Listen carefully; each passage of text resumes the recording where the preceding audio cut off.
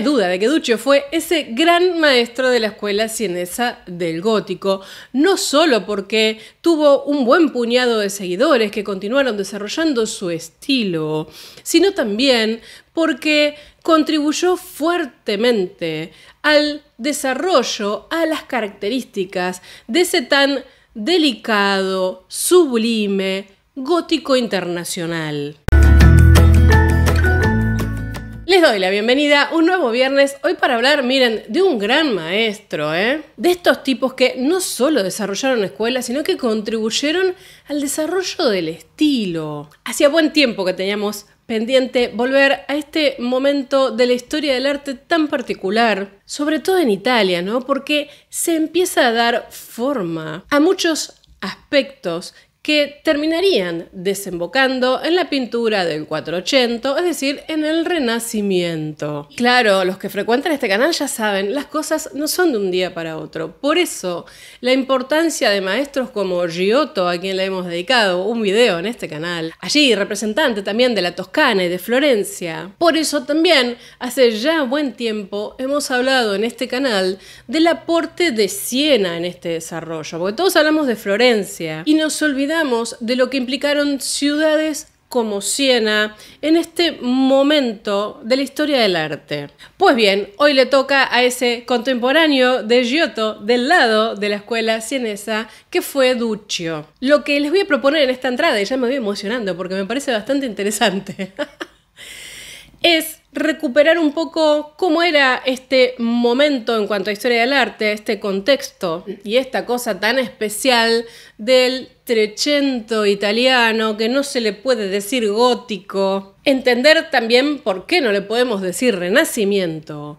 Recuperar la obra de Duccio. Hacer algunas menciones, por supuesto, comparativas con lo que estaba pasando en ese momento con Giotto, tratar de entender las influencias de Bizancio y tratar de entender las características tan individuales, tan creativas en el fondo de Duccio. Entender además cómo en este momento se posicionan los artistas y llegar a un cierre en el que podamos debatir o al menos plantear algunos aspectos de la pintura de este momento, de las artes en general de este momento, que habitualmente, por cierta preponderancia de Italia, se dejan de lado. Entonces, vamos rápido porque algunas de las obras las vamos a mirar bastante en detalle.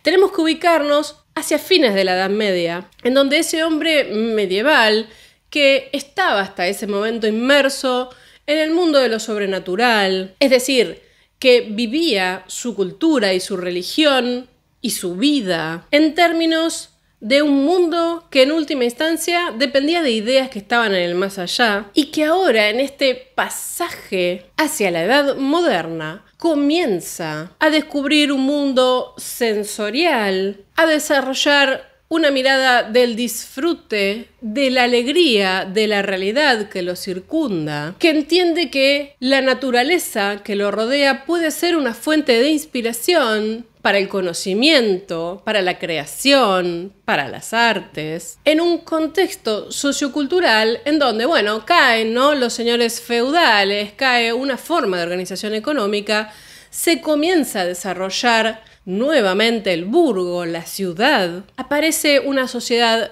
cortesana que gusta de determinado refinamiento, de determinados modales y que por tanto busca en el artista y en el arte del gótico refinamiento, elegancia, en la medida en que se hace gala de un amor por el detalle, se gustan de los colores brillantes, de la línea, de los movimientos. Es decir, no se busca cualquier artista, sino aquel que tiene una técnica refinada.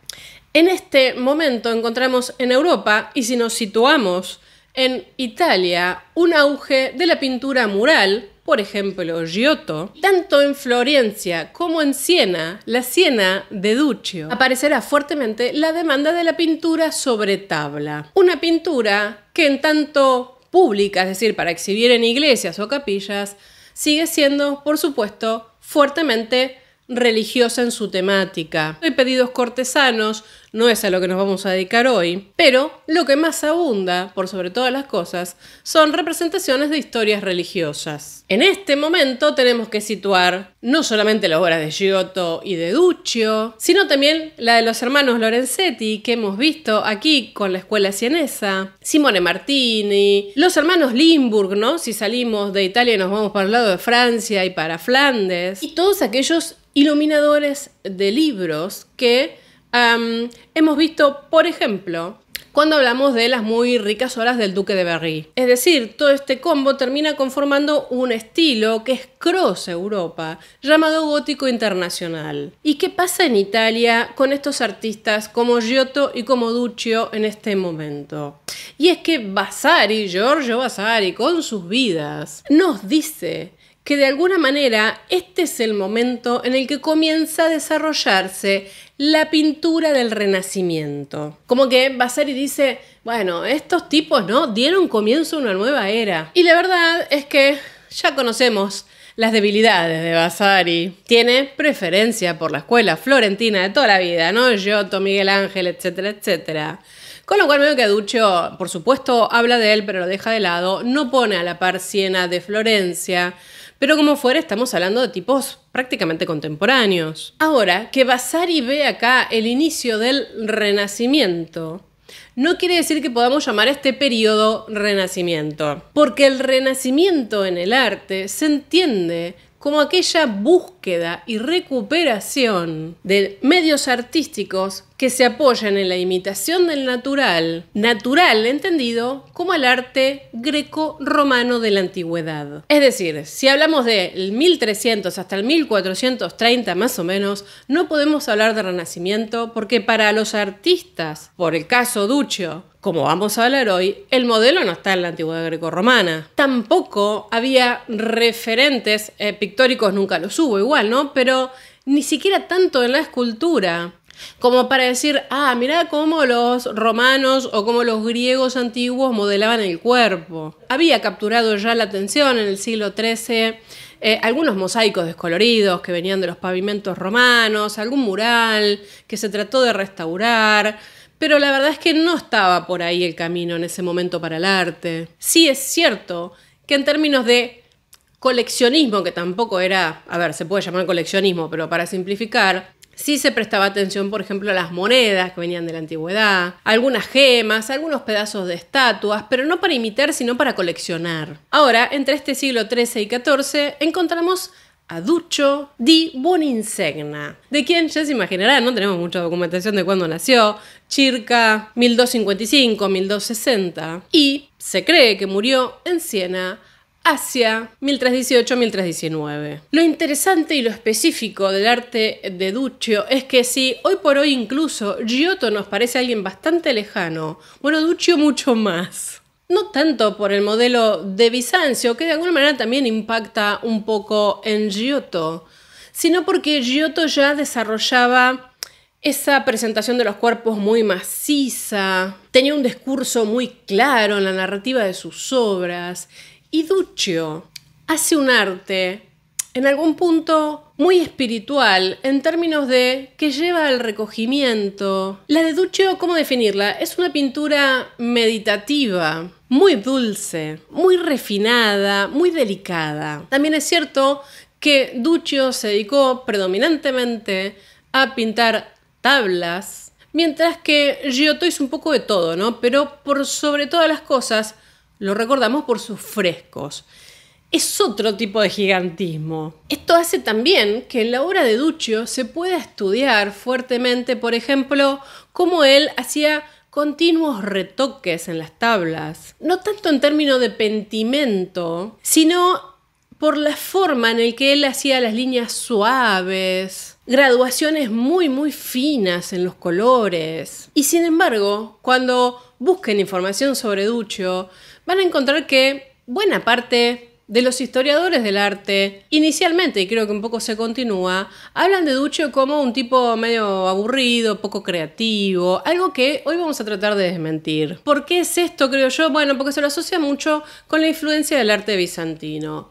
Hay que decir que Duccio admiraba muchísimo a Cimabue, Florentino Cimabue, ¿no? Y que también recupera ideas y se interesa por la obra de Giotto. Con esta pequeña introducción ya es momento de que empiece a defender con obras todo lo que acabo de decir. Vamos a ver una de las primeras obras que tenemos, al menos documentadas de él, que es esta Madonna Rucellai de 1285. Como dije, es el trabajo más temprano del que tenemos documentación. Y si bien hoy está en la Uffizi, fue pintado originalmente para la Società di Santa Maria Virginis de la iglesia de Santa Maria Novella. Vemos a María sentada en un trono de madera. Ven ustedes lo ricamente tallado que está ese trono, con características tan góticas, ¿no?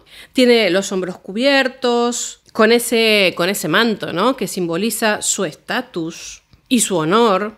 Sobre sus rodillas tenemos sentado al niño Jesús, vestido con túnicas tradicionales, ¿no? Medio a la antigua, en un tono rojo del paño, tejido con oro.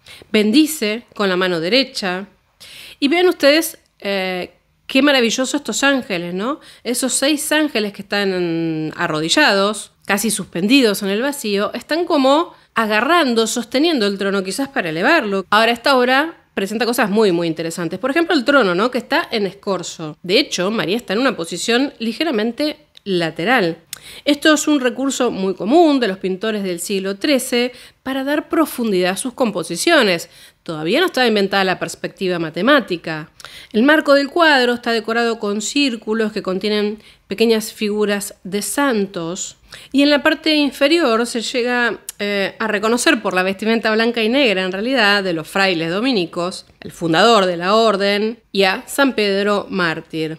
También como otros santos, ¿no? dominicos que oficiaron en la iglesia de Santa María Novella. Ahora, la Virgen, una escala enorme, ¿no? De hecho, ocupa buena parte del cuadro. La túnica es una delicia, está modelada muy finamente, tiene ese halo dorado que ilumina su presencia. Entendamos el oro en este momento como aquello que representaba la santidad, el reino ultraterreno, es decir, la Virgen, el niño, los santos están habitando en un más allá que es el cielo, y el cielo se representa dorado. Miremos ahora un poquito más en detalle a los ángeles y esas sombras verdes, rosas, lila, azul. Vemos en estos ángeles, en realidad vemos en todo, me parece, esa preocupación de Duccio por presentar algo ideal, ¿no? Por presentar una belleza celestial. Cada figura está modelada suavemente, tiene rasgos delicados. El niño Jesús está en una posición muy, muy interesante porque es relativamente compleja para la técnica del momento. Tiene la pierna izquierda media doblada, ¿no? Y el pie derecho apoyado sobre el regazo de la madre. De esta manera, Duccio, al igual que con el trono, nos está diciendo que tiene habilidad técnica, que está representando el espacio y que ese cuerpo tiene densidad. Es una forma de dar a entender una tercera dimensión. Si uno piensa en esta idea de la pintura bizantina, que ya vamos a desarrollar algunas características para ver hasta dónde influyó en Duccio o no, bueno, tenemos por supuesto el dorado, las letras doradas del manto del niño, cierta forma de dibujar la anatomía de los rostros, pero también encontramos ese cierto naturalismo que trata de provocar una sensación de tercera dimensión, de espacio. El trabajo con luces y con sombras, los drapeados, los movimientos ondulantes de las ropas, en una obra que tiene un tamaño bastante importante, no creo que no lo dije, es de 4,5 por 2,9 metros. De hecho, se entiende, al menos eso dice la Uffizi, que esta es la pintura superviviente más grande del siglo XIII italiano. El marco y la tabla están construidos con 5 tableros de chopo, de madera de chopo, pegados. Está pintado en témpera, es decir, estamos ante pintura al temple, ¿no?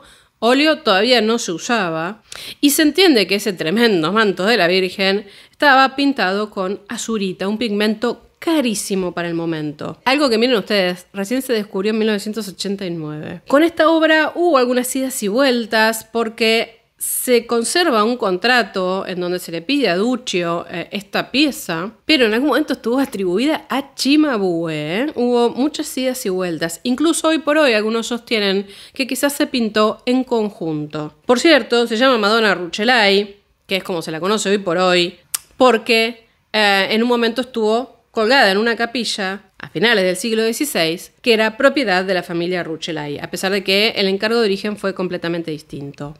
A ver, esto ya nos sirve para pensar algunas cosas. La pintura bizantina y qué pasaba en Italia. Si bien los escultores en ese momento estaban mirando para otro lado, en el caso de los pintores italianos se veía en Bizancio un posible modelo a seguir en términos de pintura. Con lo cual, algo que empieza a pasar en Italia, en la Italia de este momento, es que, bueno, se empiezan a tomar esos modelos y se los traduce, se los ayorna al occidente. Y de hecho, se imitará muchísimo la pintura bizantina. Bueno, Venecia, por caso, que aparte tenía mucho más contacto, perdurará en esta costumbre hasta bien entrado el siglo XV. Y la verdad es que ya los pintores incluso de la Toscana en el siglo XII habían adoptado esta manera greca, ¿no? Que después Vasari va a terminar criticando. Algunos creen que esta influencia fue mucho más fuerte, sobre todo a partir de la conquista de Constantinopla en el 1204 por Occidente. Pero lo que otros ven acá es lo apropiado que eran las tablas, la pintura sobre tabla en Bizancio, para, bueno, aportar a un mundo espiritual. ¿Por qué es esto? Porque dije siglo XII, siglo XIII. Amplia extensión en Europa de la devoción popular. Todos los santos, ¿no? San Francisco de Asís, quiero decir, santos populares, órdenes mendicantes, humildes, cercanas al pueblo. Con lo cual se busca fuertemente la creación, hasta incluso la transportabilidad de las imágenes religiosas. Cosa que nos lleva a hablar un poco de lo que acabamos de ver y de lo que vamos a seguir viendo a continuación, que son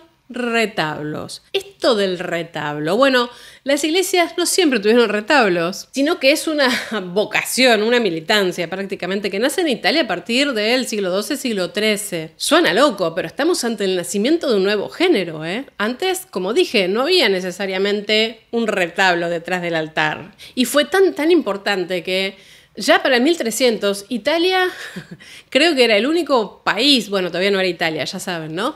Que tenía en cada iglesia mínimamente una tabla pintada, ¿eh? Se cree que esto tiene que ver, más allá de que el modelo hayan sido los iconos bizantinos y las tablas pintadas, con que es el momento también en que hay un cambio en la misa, quiero decir en la ceremonia de la misa. ¿Por qué? Porque antes de este periodo el sacerdote celebraba la misa de cara a la feligresía, digamos, a la gente que iba a misa. Ahora, a partir de este momento, como se entiende que el sacerdote es el adalid de Dios, a quien hay que seguir, empieza a dar la misa de espaldas a la gente. Entonces, una manera de que la gente se concentrara, porque lo único que tenía delante era la espalda del sacerdote, era empezar a poner imágenes religiosas que convocaran a la espiritualidad. Esto, sumado a todas las órdenes mendicantes y populares que acabo de mencionar, hace que se demande muchísimo el uso de imágenes religiosas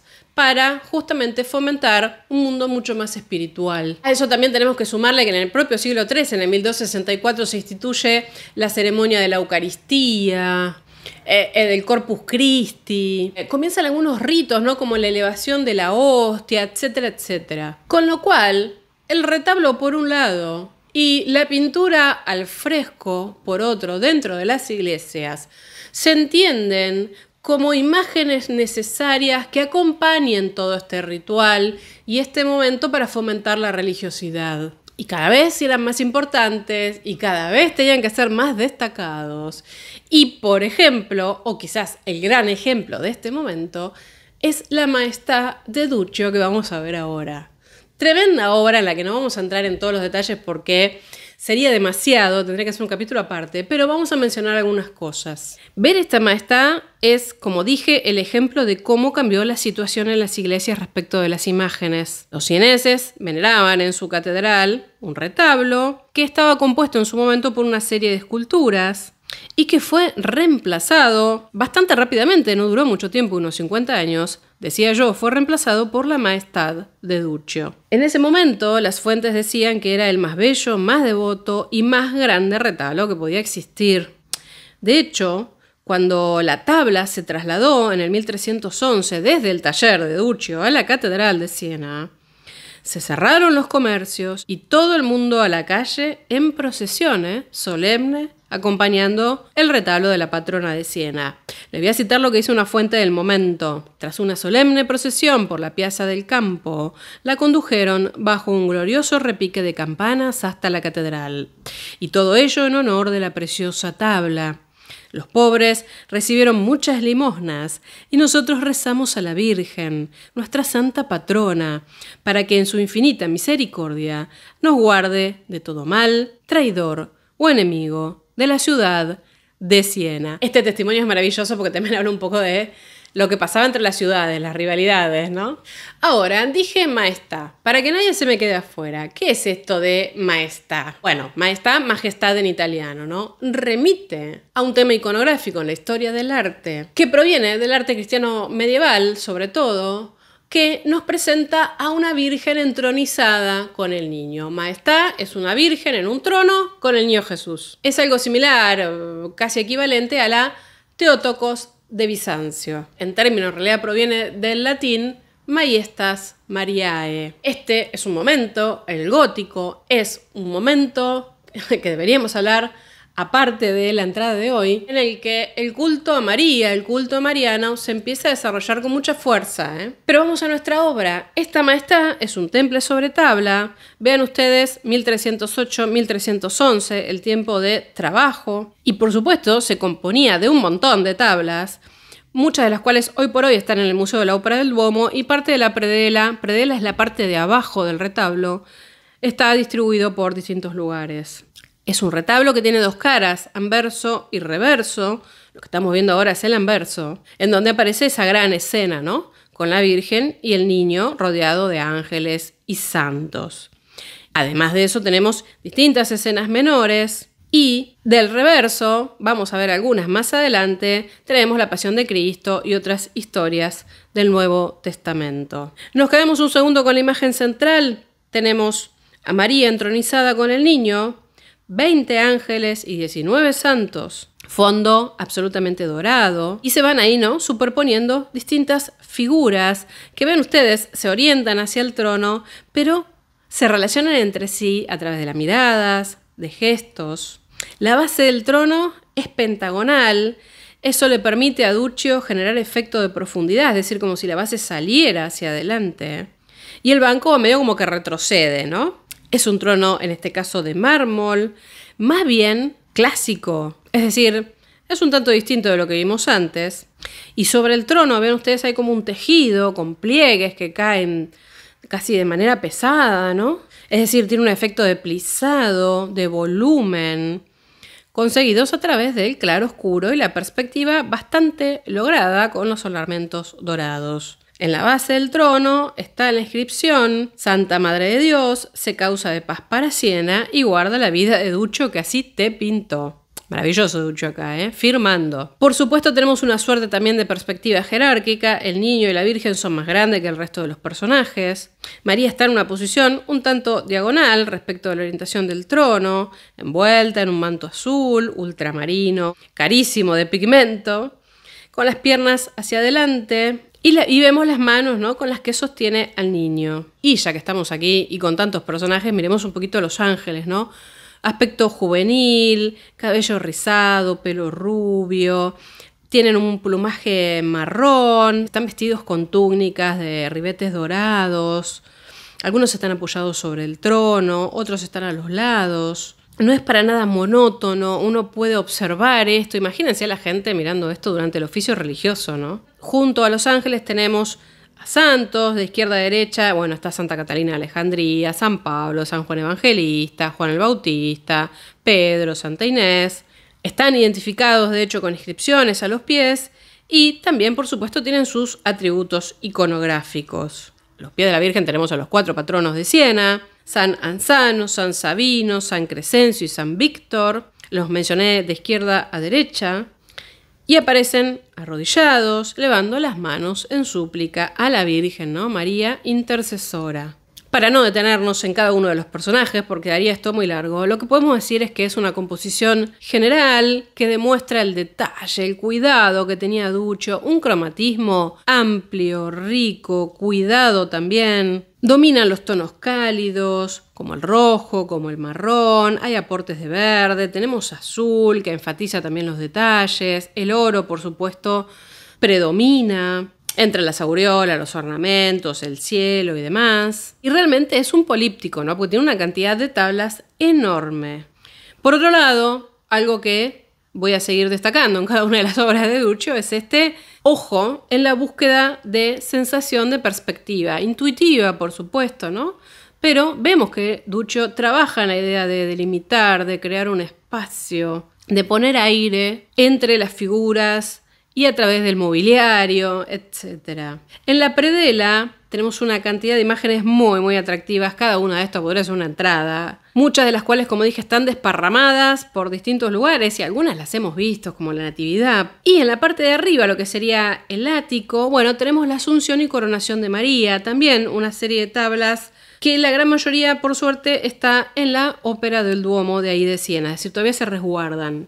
La verdad es que Duccio acá logra conjugar un dominio técnico enorme, una gran sensibilidad en la ejecución de las escenas, algo que era de lo más buscado en ese momento. Porque cuando hablamos de todas esas imágenes detrás del altar, o por caso en Giotto, ¿no? Con los frescos que decoraban las paredes, estamos hablando de pintura devocional. Esta es otra categoría en la que nos vamos a meter, aunque sea un chiquitín hoy, para que todos hablemos el mismo lenguaje. Las imágenes devocionales, es decir, aquellas que acompañan la oración, la meditación, la reflexión religiosa, adquieren importancia en este momento, tanto en el mundo de lo público, es decir, en las iglesias donde se exhibía, como también en el ámbito de lo privado. Porque ya el propio ser humano, el propio fiel, podía encarar desde su hogar, aquellos que tenían dinero, por supuesto, ¿no? Ya se imaginan, un contacto con las escrituras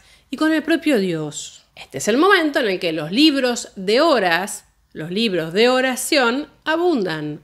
Los libros miniados, ¿no? Ilustrados. Algo que abundará fuertemente, por ejemplo, en Francia, pero no solo allí. Y por otro lado, los tipos de cuadros, algunos ya más de formato pequeño, aunque sean pequeños retablos, trípticos, ¿no? Digamos, la tabla central y 2 puertitas podían ser chiquitos, los podía llevar el rey para orar, para montar su capillita en cualquier lugar donde estuviera, cualquier miembro noble o de la aristocracia, y por supuesto también en cada una de las capillas que se empiezan a desarrollar en las iglesias. Digo, la iglesia románica era una iglesia muy, muy sencilla, y la iglesia gótica empieza, ¿no?, a tener más naves laterales, a incorporar en las naves laterales y atrás, incluso en el deambulatorio, nuevas capillas. Y todo eso requería de imágenes devocionales. Estas imágenes devocionales tenían que tener una narrativa interesante, atractiva, que invite, ¿no?, a la devoción justamente.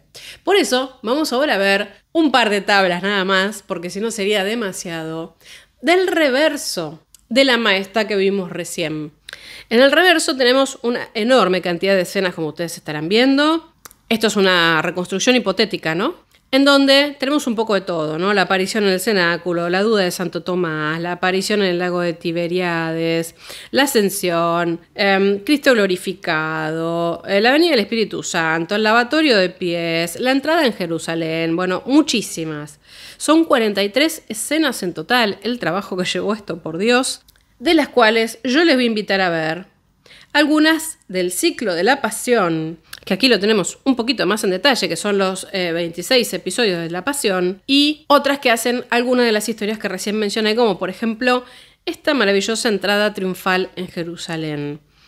Yo creo que les debe recordar en este caso un poco a Giotto, ¿no? Esa búsqueda de dimensión, perspectiva tan intuitiva que hace Duccio acá, pero con una narrativa que emociona, ¿no? Jesús llega a las puertas de Jerusalén montado en un burro, ya sabemos, ¿no?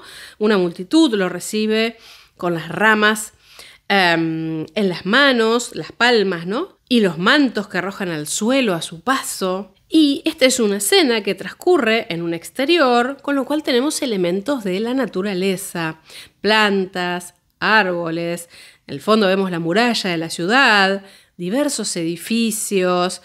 Esta pieza me encanta. Tenemos, ¿no?, la torre octogonal, que de hecho la repite en otros episodios porque hay una gran integración en la narrativa de Duccio acá. Y es como que Duccio desarrolla acá 4 planos espaciales. Tenemos el muro en la parte de abajo de la imagen, en el primer plano, la calle por la que transita Jesús, con el gentío que lo va recibiendo, una arboleda, tras otro muro, con gente subiendo los árboles, y la arquitectura de fondo. Hay una riqueza cromática, un nivel de detalle, un trabajo con luces, con sombras. No dejó nada al azar Duccio en esta pieza. Seguidito, el prendimiento. Acá me gusta porque hay mucha acción. Los cuerpos, algunos están escorzados, se ven macizos. Hay otra presencia acá, ¿no? Se acerca nuevamente un poco más a lo que vimos en su momento con Giotto. Y estamos en el mismo huerto de los olivos con los soldados del sumo sacerdote que están apresando a Cristo, ¿no? Que recibe, por supuesto, el beso de la traición por parte de Judas, que está a su lado. A la derecha, los apóstoles que están huyendo de la escena. Y a la izquierda, esa gran anécdota de Pedro, ¿no? Con el cuchillo que le corta la oreja a uno de los militares, de los soldados. La composición, por supuesto, se centra en torno al grupo de Cristo, que está, por supuesto, en el centro de la imagen. Y hay una verticalidad conseguida con las lanzas, los faroles, que equilibra muchísimo la horizontalidad de todos los personajes que están casi en tipo friso, ¿no? Tenemos también un paisaje, los árboles, las montañas, hacia donde se van dirigiendo los discípulos que están huyendo. Y ahora, 2 de corridito para hablar un poco de esta enorme capacidad narrativa que tenía Duccio. La primera negación de Pedro y Cristo ante el sumo sacerdote Anás. Es realmente sorprendente cómo Duccio narra, ¿no?, en estos cuadros 2 acontecimientos de una manera magistral. En la parte superior se representa a Cristo, que tras el prendimiento que ya hemos visto, es llevado ante el sacerdote, el sumo sacerdote Anás, ¿no?, quien no busca más que un pretexto para condenarlo, se supone. La escena muestra el interrogatorio, las falsas acusaciones que presentan varias personas, y en la parte inferior tenemos a Pedro, ¿no?, que aparece sentado entre los siervos del sumo sacerdote, calentándose los pies desnudos al fuego, como si estuvieran otra. Y de hecho, quienes estudian esto dicen, los que miran la Maestá en general, leen al revés la escena, leen la negación de Pedro como la primera escena y el interrogatorio como la segunda, y acá está presentado de otra manera. La sierva que vemos de espaldas mientras hace una torsión de cuerpo y la escalera subrayan una lectura distinta. Miren ustedes qué creativo, ¿no? Porque Duccio pone acá la figura de la criada con el brazo extendido como para agarrarse de la baranda, y en ese mismo gesto se dirige hacia Pedro, es decir, nos orienta la mirada. Y vean ustedes cómo esa criada mantiene la misma relación con Pedro que el sacerdote con Cristo. De hecho, creo que ustedes estarán notando que estas obras parecen ser como distintos momentos. Sabemos que esto llevó unos 3 años de realización y da la sensación de que se corresponden con distintas miradas ya de Duccio, ¿no? La parte superior es más plana, más simétrica, quizás probablemente la más antigua, y la inferior es como más plástica, hay más espacialidad, da la sensación de que es más moderna. Y ya que hablamos un poco de la evolución de Duccio, es un momento para pensar qué pasaba con el artista. Cuando hablamos de Giotto dijimos, era un rockstar, ¿no? El mundo amaba a Giotto y Giotto viajó por toda Italia pintando y se cansó de tener trabajo y realmente hizo muchísimo dinero. Esto de Giotto también se puede aplicar a muchos artistas contemporáneos. En Giotto siempre se ve esa cosa medio del mercader florentino, ¿no? Que se estaba desarrollando, así como la banca y demás. Y apostaba a tener un negocio exitoso y a comerciar. Lo cual es interesante porque nos pone en una Italia muy distinto de lo que pasaba en otros lugares, por ejemplo, Francia. Es decir, estos tipos, Duccio, Giotto, no son pintores de corte, son artistas que tienen su propio taller, que más o menos, más allá de los contratos con los comitentes, tienen cierta libertad de ejecución y creatividad, y que pintaban por encargo, ya sea para iglesias o para nobles o señores que comenzaban a coleccionar. Es un momento en el que empieza a hacer sentido el nombre del artista. No es lo mismo decir tengo un retablo genérico a decir tengo un retablo de Duccio. Esto hace que el artista, más allá de la importancia de los gremios en este momento, hemos hablado del gremio de San Lucas en el canal, decía, los artistas, al menos estos artistas, bueno, se manejan con un poquito más de libertad, no necesariamente se tienen que atener a determinada tradición, en realidad están creando ellos la tradición, a eso voy. Y de hecho les quiero citar algo. Ya no es suficiente que el pintor y el cliente hablaran sobre los deseos personales. Los artistas tenían que participar en este proceso de individualización. Solo entonces estaban en condiciones de adaptarse al aspecto personal, podían ser más variados y polifacéticos. Una posibilidad consistía en integrar numerosos detalles de los cuadros, alfombras, flores, jarrones suntuosos. Pero así no se llegaba demasiado lejos. Se podía terminar en un callejón sin salida. En sus obras, Duccio pone de manifiesto que el único modo racional de solucionarlo era el refinamiento de la técnica y de la cultura pictórica y una elaboración artísticamente más rica, para lo que se sirvió también de modelos exteriores. ¿Qué se menciona acá? Creación, desarrollo de la pintura y también tomar modelos, inspiraciones. Vamos a ver una obra anterior a lo último que estuvimos analizando de Duccio para pensar algunas cosas. La Virgen de los Franciscanos, pobrecita, está bastante deteriorada. Es una pieza de hace circa 1300. Tampoco, como verán ustedes, estamos hablando de un rango de producción muy amplio. Tenemos obras de Duccio desde 1285 en adelante hasta 1311, es lo que estamos viendo hoy. ¿Por qué me interesa esta Virgen? Porque nos permite marcar cómo Duccio piensa la originalidad y de dónde toma fuentes de inspiración. Esta es una Madonna entronizada, revestida con un manto protector. Podemos decir que este modelo viene del arte bizantino y de una de las advocaciones tan particulares que allí había. Pero a los pies de la Virgen tenemos representados a tres franciscanos, ¿no? Arrodillados. La Virgen tiene un gesto protector, es enorme, ¿no? Frente a estos tres franciscanos, que casi es secuencial cómo se arrodillan y piden, ¿no?, a la Virgen la intercesión. Es muy atractivo como está pensado esto, es muy original también. Es como que hay una repetición en el hacer y la Virgen aparece así con un movimiento tan suave, tan ligero. Es decir, una expresión diferenciada. Hay como cierta tensión también, ¿no?, de simetría y asimetría en el cuadro. Ven ustedes que los franciscanos son tres. La Virgen está como en el centro, es decir, sería el eje central. Está rodeada de una gran aureola, no mira a los franciscanos, sino hacia el exterior del cuadro, es decir, al fiel, al espectador, a nosotros. La cabeza es el centro de la tabla y al mismo tiempo, digamos, el punto de tranquilidad y de concentración a donde hay que mirar porque ella nos está mirando. Es decir, es una tabla devocional, una imagen de culto que nos ofrece un punto de convergencia para la oración. Hay que pensar el objetivo de Duccio aquí, ¿no? Los ejercicios de piedad antiguos exigían contemplar y meditar la imagen durante un largo tiempo, motivo por el cual tenía que haber mucho también para ver y todo tenía que retenernos en ese cuadro. Y aquí tenemos a los ángeles, el carácter bastante infantil del niño Jesús, su gesto para bendecir, pero también la manito, ¿no?, agarrando el dedo de la madre. Duccio era muy sutil en todo lo que hacía y daba tiempo al fiel a que observara todo lo que tenía que observar. Y aunque suene muy básico todo esto, es una forma muy distinta que logró Duccio respecto incluso de Cimabue y de Giotto de abordar las exigencias de una pieza devocional. No es la Virgen entronizada y ya está. Pone colores, pone distintos diseños. Lo hace más rico, no solamente por el pan de oro. Hay otra luminosidad, es decir, hay un efecto simbólico. Los colores aquí a pesar del deterioro que tiene,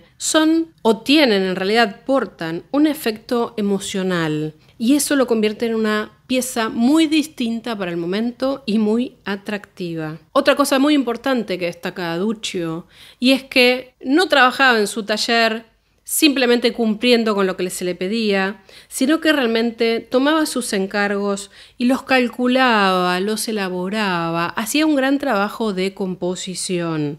A mí me parece fascinante esta pieza, ¿no? Porque así como podemos pensar en Bizancio, también pensamos cómo Duccio estaba abriendo camino a un nuevo tipo de arte que terminaría desarrollando lo que fue el gótico internacional. De hecho, la escuela sienesa tiene una enorme conexión con ese gótico internacional que siempre se piensa a partir de Francia, ¿no? Y este es el siguiente punto de nuestro recorrido. En este momento, Siena, con la corte francesa y con lo que sucede en Francia, tiene mucha relación. De hecho, Simone de Martini, los Lorenzetti y demás, en algún momento terminarán viajando a Francia. Duccio se interesa y toma también lo que se estaba desarrollando en el arte gótico francés. De ahí que todo esto termina siendo un cóctel tan especial que particularmente me fascina, que es el gótico internacional. ¿Qué era lo que tenían los modelos franceses? Bueno, un canon profundamente estilizado, la expresión de la cara, ¿no? Esa famosa sonrisa gótica, movimientos y expresiones muy elegantes, pero muy contenidas. Y eso es algo que en Duccio lo vemos. Por eso él, tomando este poquito que venía de Bizancio, mirando un poco lo que hacían también en Florencia, ¿no? Giotto, Cimabue, pensando y captando lo que se estaba haciendo en Francia, desarrolla una forma realmente muy, muy única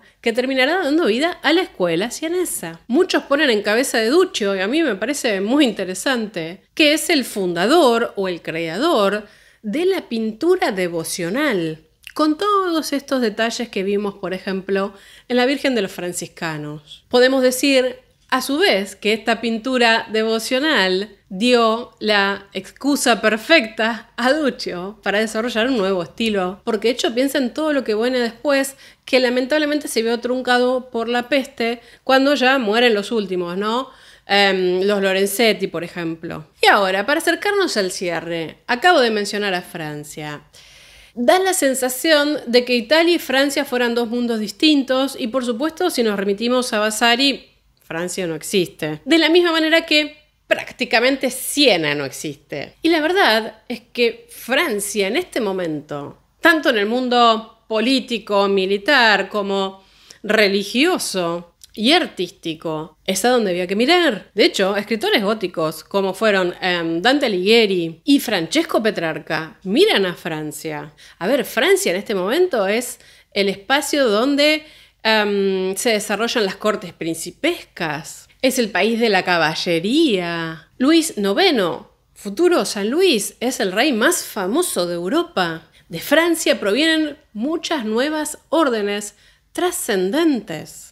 Cartujos, cluniacenses, cistercienses, premostratenses y tantos otros. Francia, la Universidad de París, el desarrollo del estudio de la filosofía de los antiguos. Con lo cual, Francia tuvo mucho que ver con el Renacimiento. Y no solamente esto, sino también el desarrollo de la escultura y de la arquitectura por sobre todas las cosas, ¿no? Las grandes etapas del gótico. Y no hay que olvidar que Francia fue tan importante que en algún momento se armó una pelotera tremenda y los papas terminaron en Aviñón, allí a donde fueron a trabajar muchos maestros de la escuela sienesa. Ahora, este es el momento, tanto en Francia como en Italia como en toda Europa, donde empezamos a hablar de la pintura ya como género mayor, ¿no? En el sentido de que se desarrolla fuertemente por sobre la escultura y sobre la arquitectura, consolidándose en realidad hacia 1430. Quiero que veamos esta pieza para dejarlos con una inquietud. Esta